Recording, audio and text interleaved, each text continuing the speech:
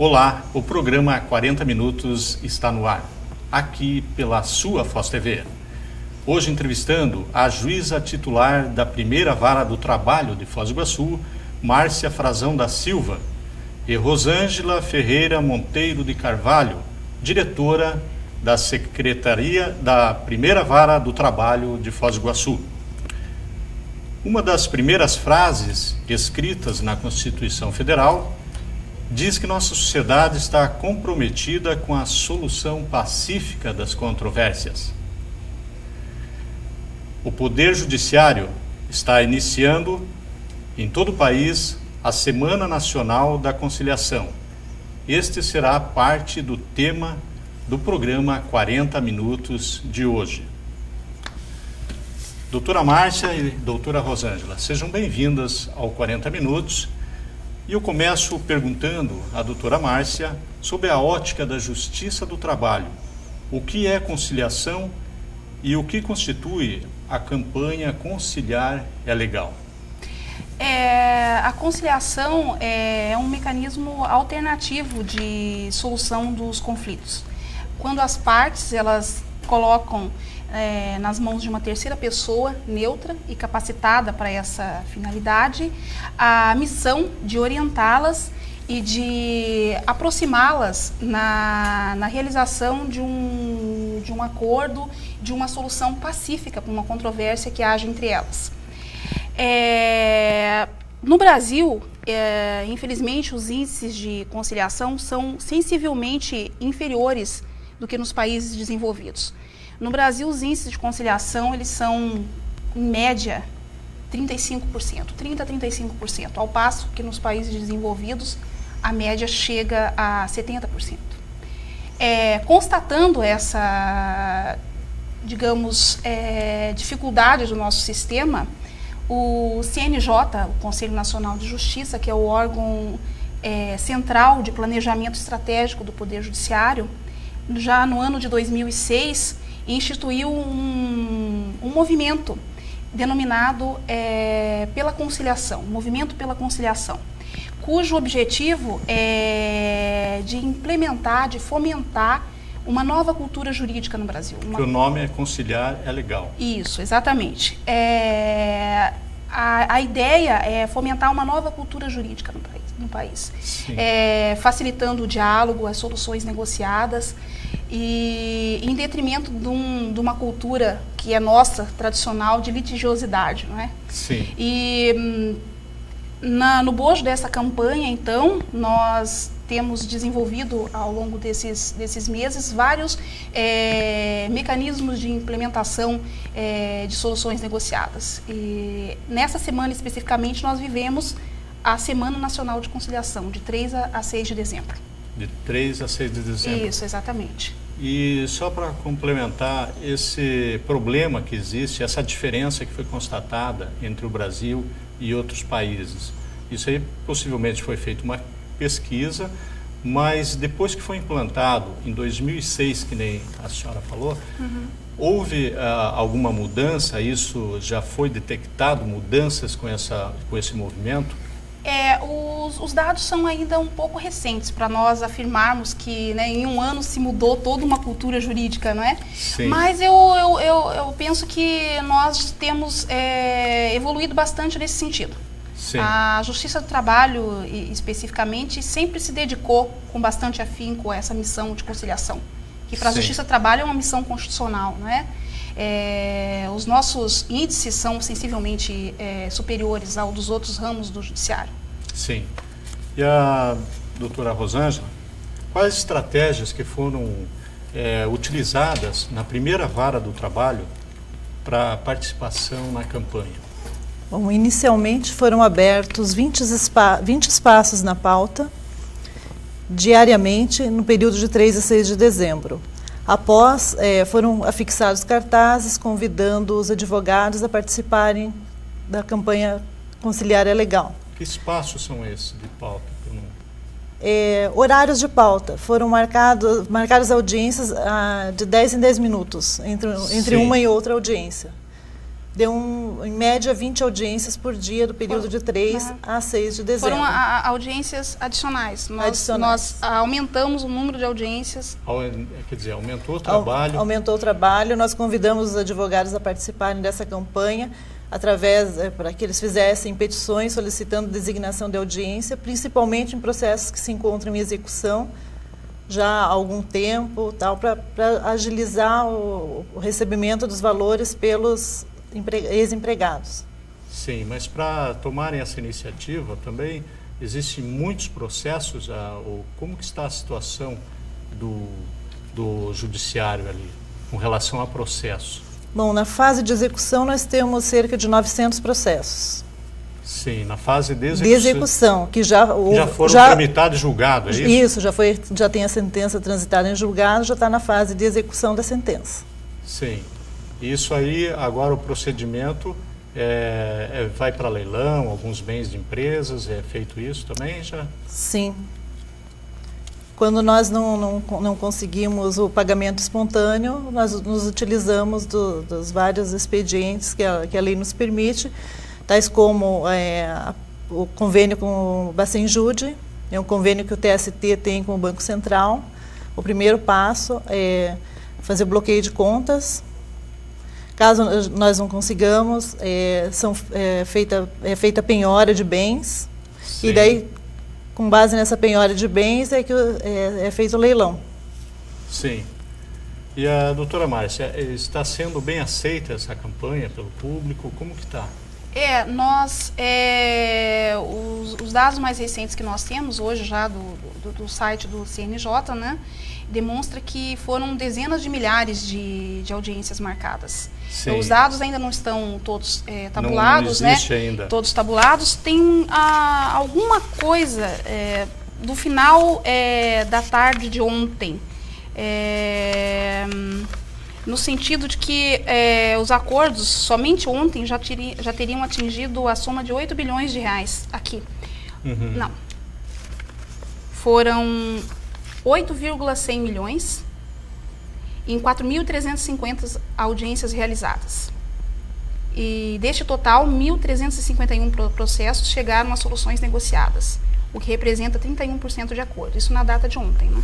Sim. Os números ainda estão incompletos, estão chegando aos poucos ao CNJ. No primeiro dia, né? No primeiro dia. Uhum. E quais são as maiores dificuldades encontradas para que tenha um alcance desejável nesse grande número de conciliações? Eu penso que é a questão da cultura jurídica que eu me referi anteriormente, né? É necessário que se construa assim, novos modelos de cidadania que privilegiem as soluções negociadas. De um lado, os profissionais do direito precisam ter em mente que a solução negociada, a solução pacífica, é a melhor solução em muitos casos para o processo. Sim. É preciso que eles considerem, antes de levar o processo ao STF, as últimas instâncias do judiciário, né, que pode ser dada ênfase à solução pacífica, à solução negociada. Por parte do juiz também, que antes era denominado reitor do processo, é preciso que ele crie um ambiente que propicie o diálogo, que ele saiba ouvir, que ele saiba, enfim, ter paciência, ouvir as partes, dialogar e que ele possa servir como instrumento útil nesse papel de facilitador, de instrumento de pacificação social. Sim, eu peço um tempo, que nós vamos para o intervalo comercial e voltaremos logo em seguida com o programa 40 Minutos.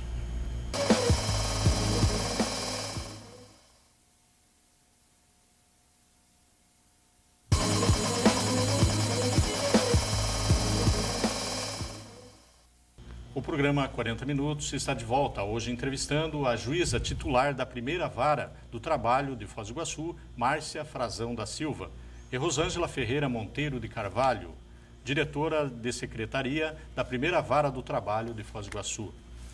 Doutora Márcia, que qualidades deve ter o juiz para atuar como um bom conciliador?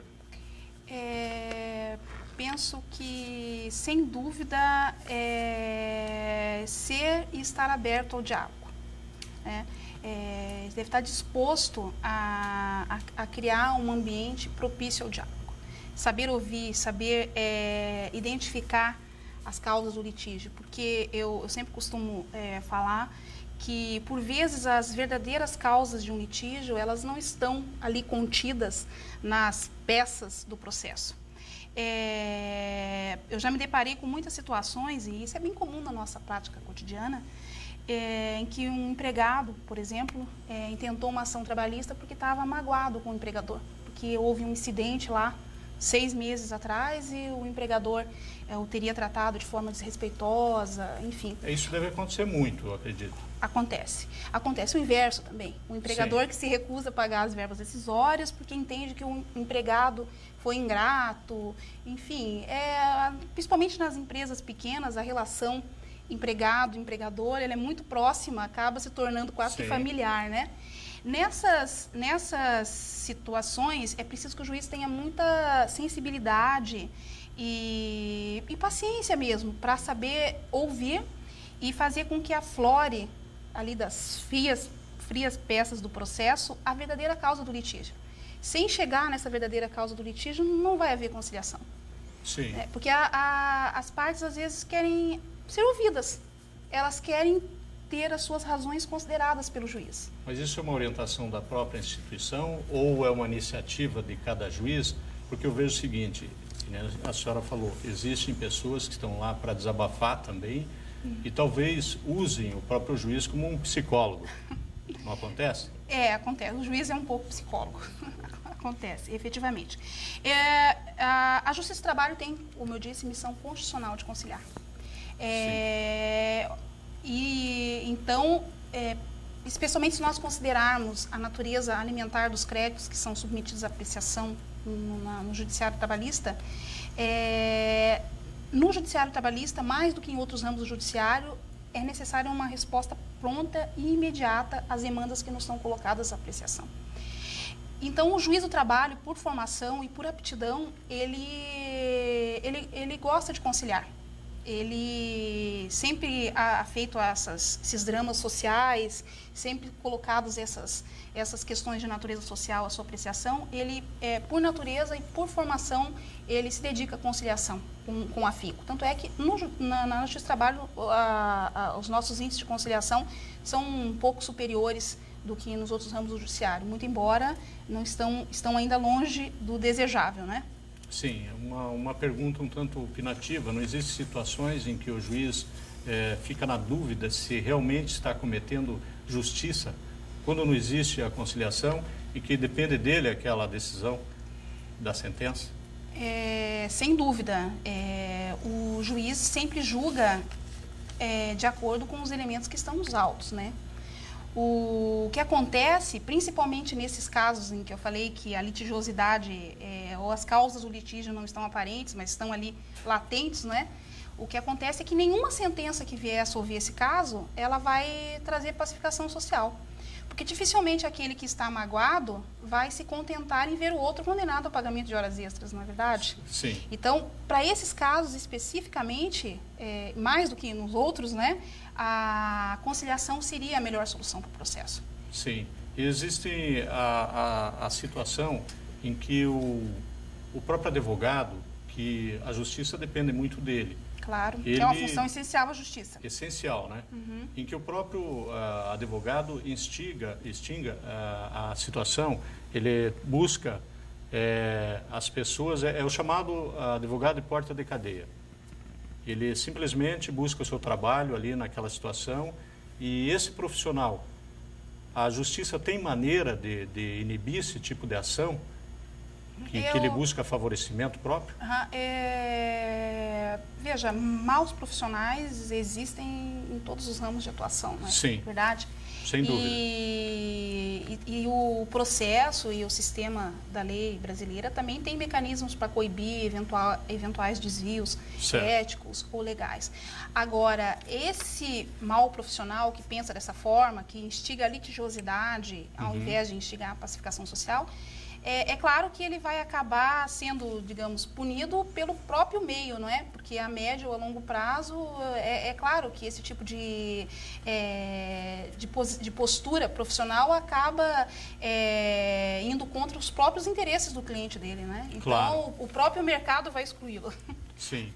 Houve um evento em Brasília agora, que eu tomei conhecimento, foi no dia 21, 22 e 23 de novembro, um importante evento em Brasília denominado Primeira Jornada de Direito, Material e Processo na Justiça do Trabalho.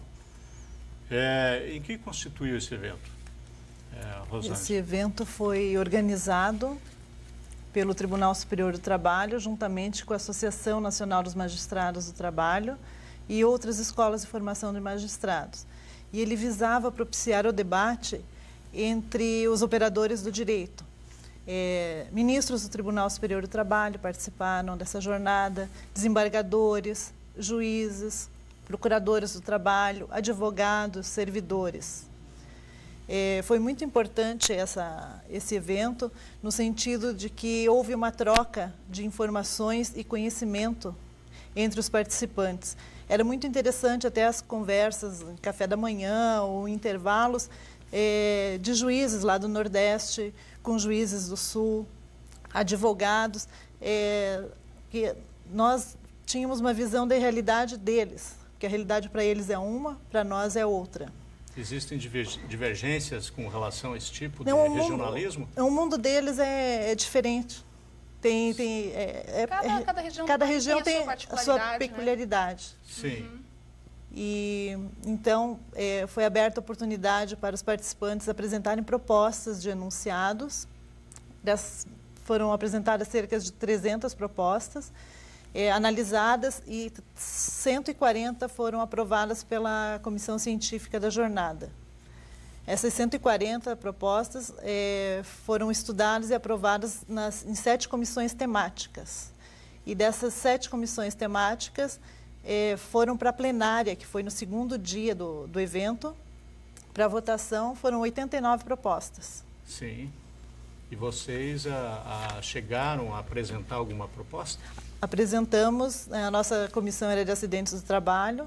Ela foi aprovada por unanimidade na comissão, tendo em vista o ineditismo da nossa proposta, que visava a saúde mental do trabalhador. Foi uma proposta inédita naquele porque evento. a legislação tradicional, datada de 30 anos, ela previa? Não, ela busca cuidar da saúde física do trabalhador. Sim. A questão da saúde mental não há muito estudo. Não tem conteúdo sobre isso. Ela passou à margem da preocupação do legislador, né? Sim. Porque é uma discussão mais recente, mais moderna, digamos tendo assim, em vista né? um mundo globalizado, o cumprimento de metas, o trabalhador ter que cumprir, ter um trabalho de qualidade no menor tempo possível. Isso aí causa estresse, doenças psicossomáticas, fundo emocional, como hipertensão, problemas cardíacos. E qual é a situação assim que vocês identificaram assim que mais leva a pessoa a ter problema mental numa empresa? Pelo que nós observamos, e também depois de nos debruçarmos sobre esse estudo, nós acabamos concluindo que o aspecto mais relevante é o aumento da sobrecarga de trabalho. Os trabalhadores que se queixam principalmente de ter que fazer mais do que o tempo permite, ou de ter que fazer mais do que a capacidade permite. Então, aos empregados, aos trabalhadores de uma forma geral, são dadas maiores e mais complexas responsabilidades para serem executadas na mesma jornada ou em jornadas cada vez mais reduzidas. Nada a ver com hora extra? Não. É um ponto interessante. A queixa que eu observo bastante atual, ainda há queixa de horas extras. Sim. Mas nesse aspecto do nosso estudo, a queixa é exatamente o contrário, de que não é a pressão de não poder exceder aquele limite de tempo e ter que fazer mais e melhor. Sim. E isso gera estresse. Uhum. Né? O estresse já é reconhecido pela ciência como uma das causas mais frequentes de morte precoce. Por exemplo, na Europa, onde os estudos já estão mais avançados, são dados da Organização Mundial de Saúde. Nos Estados Unidos, por exemplo, o tempo médio de ausência ao trabalho por estresse é 3 vezes maior do que de todas as outras doenças somadas. Sim. Então, foi nesse aspecto que nós centramos no nosso estudo, né? Os efeitos que um ambiente de trabalho competitivo, estressante, com ritmo de trabalho muito intenso, podem ter na saúde mental dos trabalhadores. E o jornalista está identificado também nessa situação? Está. O juiz do trabalho também, o diretor de secretaria também. Somos todos vítimas, eu diria, dessa ânsia moderna por produzir mais e melhor em menos tempo. Acho que é um mal dos tempos modernos. Dos tempos modernos, exatamente. Né? Eu vou pedir mais um tempo, que nós vamos para o intervalo comercial e voltaremos logo em seguida com o programa 40 Minutos.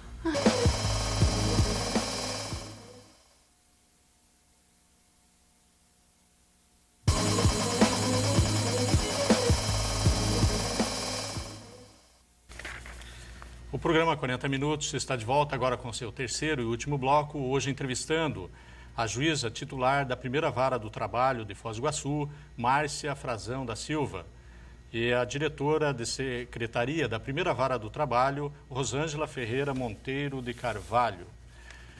Rosângela, houve muitos participantes do Paraná nesse evento em Brasília? Do Paraná, que nós tivemos conhecimento, foram 4 participantes com propostas selecionadas. Sim. Um juiz de Londrina, uma juíza de Ponta Grossa, um juiz da 9ª Vara de Curitiba e a nossa proposta. Mas houve 2 propostas, então, do Paraná que foram selecionadas. A de vocês... Selecionadas foram essas 4. Foram 3. Foram 3. 3. Vocês lembram qual foram as não, outras? Foram selecionadas, não, desculpa, as 4 foram selecionadas, 3 foram aprovadas. Foram aprovadas. 3 ela aprovadas. havia uma seleção prévia e depois do debate elas eram aprovadas ou rejeitadas. Do Paraná foram 3 propostas aprovadas. Foram 3 aprovadas. Sim, tanto pela comissão temática quanto pela plenária. A de vocês foi sobre o problema mental, né, a saúde mental. A saúde mental e que a pessoa, às vezes o funcionário está trabalhando sob pressão, né? Isso. Sob pressão, mas isso aí não vai formar, talvez, alguma discórdia, algum problema que não possa identificar? Aonde é o limite, por exemplo, que um vendedor de uma empresa pode receber pressão e vocês têm isso já nesse estudo estabelecido? Os critérios para identificar isso? Sim. Porque a maioria das empresas de vendas trabalham sob pressão.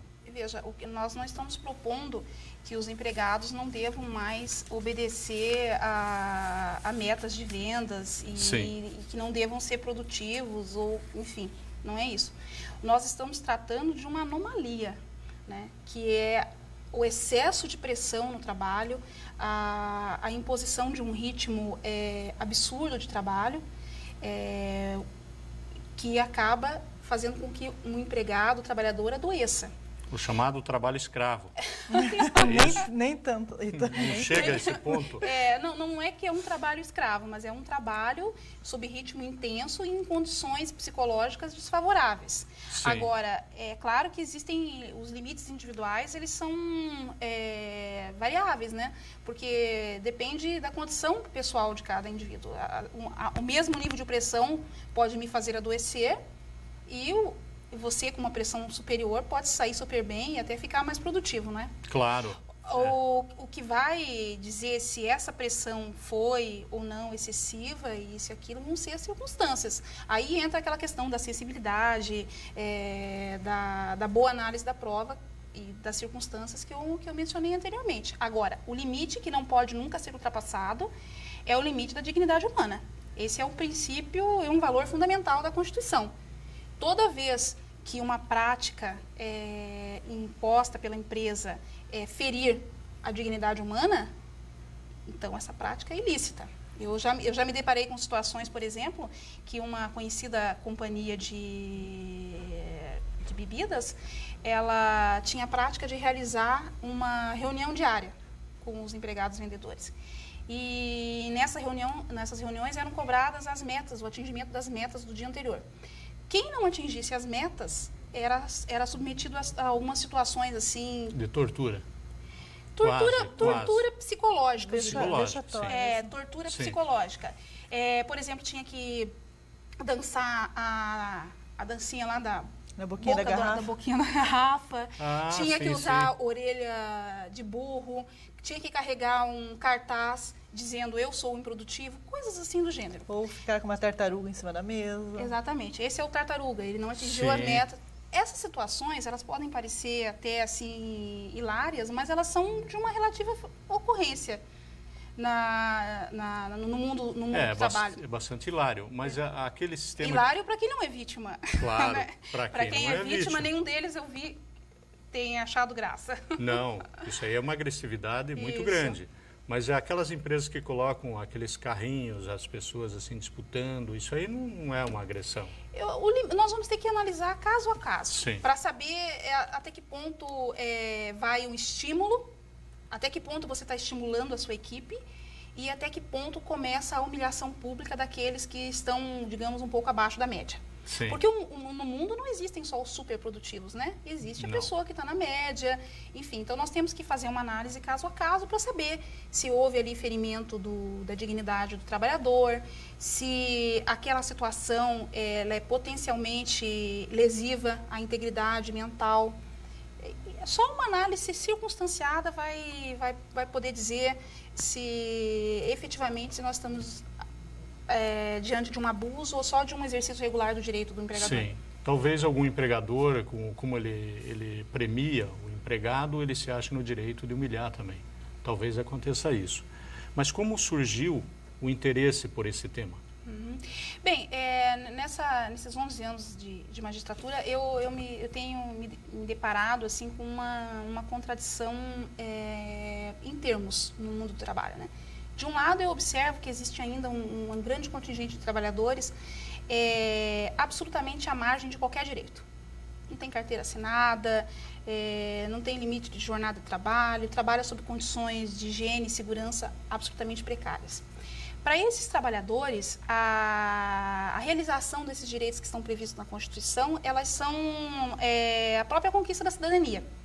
Né? Sim. Que sem esses direitos ele não é um cidadão, né? Mas, no entanto, paralelamente há um grupo também que tem se tornado bastante expressivo de trabalhadores que prestam serviços até sob condições objetivas, assim, de carteira assinada, bons salários, etc., mas que, no entanto, continuam adoecendo, e também em um porte bastante expressivo. São conhecidas as estatísticas, né? E atualmente são milhares de trabalhadores que estão no ápice da capacidade produtiva e que estão afastados do trabalho por depressão, síndrome do pânico, enfim, várias doenças de cunho mental. E, então, eu passei a me interessar e verificar que mecanismo, que forma de organização do trabalho está fazendo com que esses trabalhadores adoeçam. E pela minha prática, e pelos meus estudos, nós acabamos concluindo que uma parte disso é decorrente desse ambiente de trabalho nocivo que eu mencionei anteriormente, com ritmo intenso de trabalho, etc. Essa proposta de vocês vai ser analisada e depois poderá ser implantada, é isso ou já está aprovado? Já está aprovada e será publicado um caderno com esses enunciados, e a proposta dos organizadores é que os desembargadores e juízes passem a julgar com base naquilo que foi deliberado na jornada de direito e processo do trabalho. Então vocês podem se considerar as precursoras desse movimento, é isso? Bem, com relação a julgar o estado mental do trabalhador. Bem, eu não diria precursora, seria um pouco ambicioso, mas de fato a proposta da forma como ela foi colocada, já existem muitos estudos nesse sentido, ligando as emoções, estabelecendo a relação emoção-saúde. Isso é inegável. Mas a forma como a proposta foi colocada e debatida, realmente ela representa, sob certo ponto de vista, um aspecto inédito de análise da saúde do trabalhador. É um aspecto, no mínimo, pouco debatido, não é, Rosângela? É, pouco debatido. Tá bom, mas infelizmente nosso tempo acabou. Quero parabenizá-las pela proposta levada em Brasília e que foi aceita. e agradecemos pela entrevista. Obrigada. Obrigada a você, Heitor. Muito obrigado, e o programa 40 Minutos termina aqui. Obrigado pela teleaudiência e um teleabraço para você.